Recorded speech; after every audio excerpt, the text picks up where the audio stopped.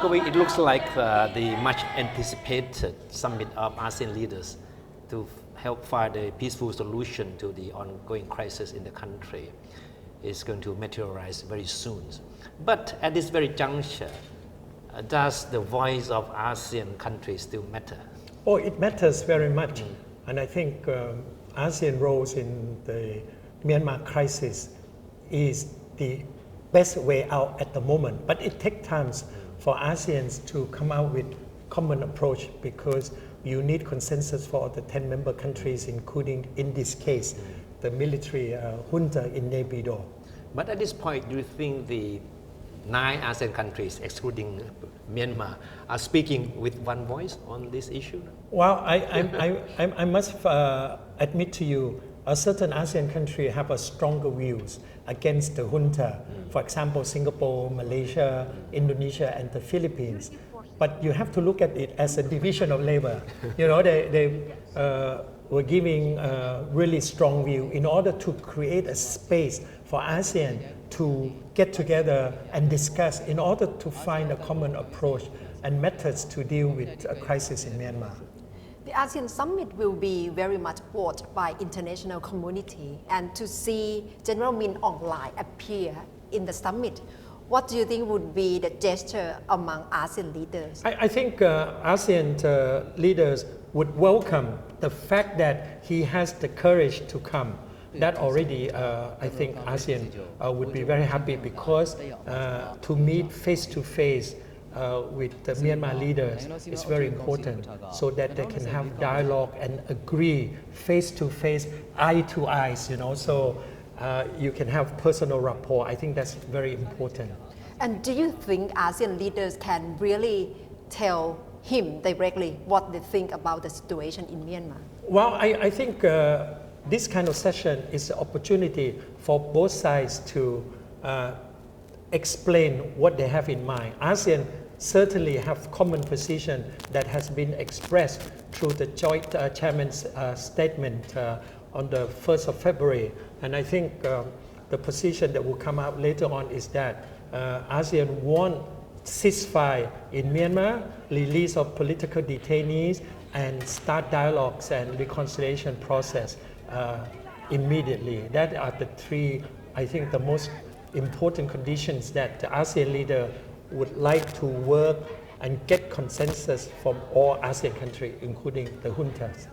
The international community is placing a lot of expectations on ASEAN, and many believe that this is going to be a very, very big test for ASEAN, the so-called ASEAN centrality, yes. Right?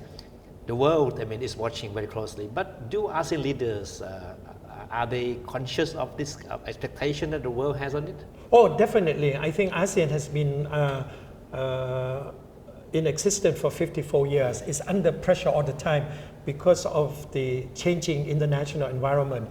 And this time, whatever happened in Myanmar is not dissimilar with other political crises like the SAR, the financial crisis, but it was a different nature. So ASEAN realized that situation in Myanmar challenged the relevancies of ASEAN and also its centrality.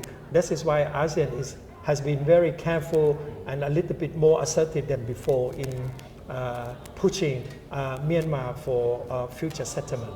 You were saying that the fact that different ASEAN leaders have come out to say different things on Myanmar, right? And you describe it as a division of labor.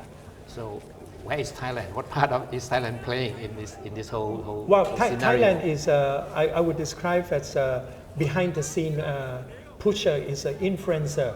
You have to remember any decisions that ASEAN agree, Thailand must be part of it because Thailand is the country most affected by the situation in Myanmar, especially our borders, the impact of influx of whoever freeing political conflict. So Thailand is very much in the equations, but a lot of people didn't hear much because I think the Thai government has been too much involved with domestic politics, and I think from now on the Thai government need to come out and explain a little bit more to the public, regarding the situation in Myanmar and also Thailand reaction.